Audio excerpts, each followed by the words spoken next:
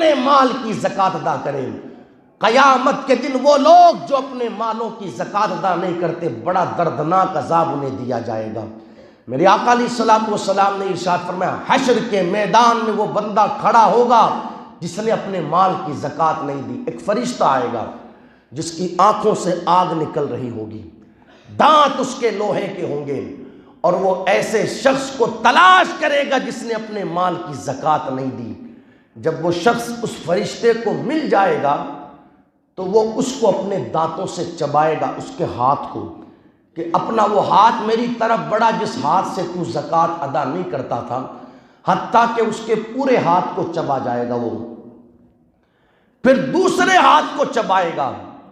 جب دوسرا ہاتھ پورا ختم ہونے والا رہے گا تو پہلا والا ہاتھ پھر سے سلامت ہو جائے گا، پھر پہلے والے ہاتھ کو چبائے گا، پھر جب پہلے کو چبا چکے گا تو پھر دوسرے ہاتھ کو، اور وہ درد ہوگا اس بندے کو، فرمایا گیا اس کی چیخ سے محشر والے دھل جائیں گے۔ اب آپ سوچیں اس کی چیخ کا عالم کیا ہوگا۔ کوئی میدان نہیں ہے میدان محشر ہمارے دنیا کا، وہ میدان محشر حضرت آدم علیہ السلام سے لے کر قیامت تک کے سارے لوگ جہاں پر جمع ہوں گے، وہ حشر کا میدان۔ کیا تکلیف اور کیا درد ہوگا اس بندے کو کہ اس کی آواز سے محشر والے دہل جائیں گے۔ پوچھا جائے گا یہ کون بندہ ہے جسے اس طرح دردناک عذاب دیا جا رہا ہے؟ ارشاد ہوگا یہ کوئی اور نہیں، وہ بندہ ہے جس کو رب نے مال عطا کیا لیکن اس بندے نے اپنے مال کی زکات ادا نہیں کی۔ اس لیے گزارش کرنا چاہوں گا، خدا را اپنے مال کی آپ زکات ادا کریں۔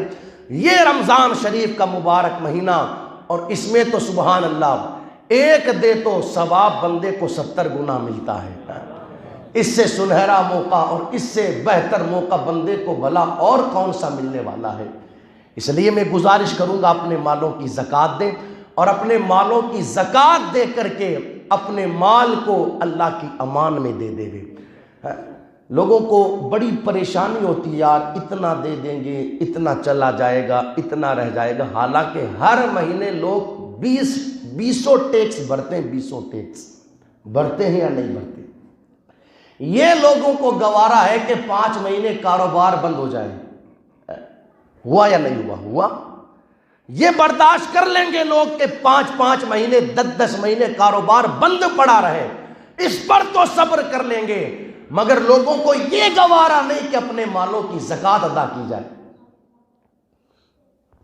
حالانکہ دیا ہوا کم نہیں ہوتا۔ جو لوگ صحیح طور پر اپنے مالوں کی زکات ادا کرتے ہیں، میں آپ کو ایسے 10 لوگ بتا سکتا ہوں، اس سال اگر ان کی 100 روپے زکات نکلی ہے تو آئندہ سال ان کی 200 روپے زکات نکل رہی ہے، پھر آئندہ سال ان کی 500 روپے زکات نکل رہی۔ یہ بڑھ کیوں رہی ہے؟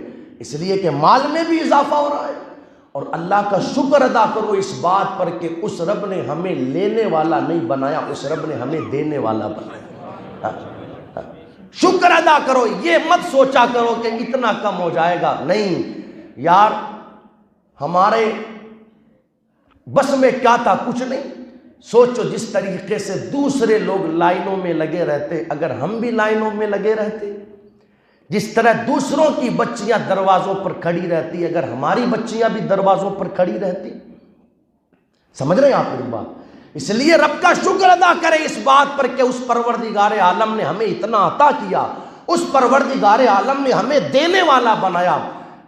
اگر صحیح طور پر ہم ان ساری چیزوں کو نگاہوں کے سامنے رکھ کر کے اپنی زکات ادا کریں گے تو انشاءاللہ آپ خود دیکھیں گے مال کی حفاظت بھی رہے گی، مال میں اللہ تبارک و تعالیٰ برکتیں بھی عطا فرمائے گا۔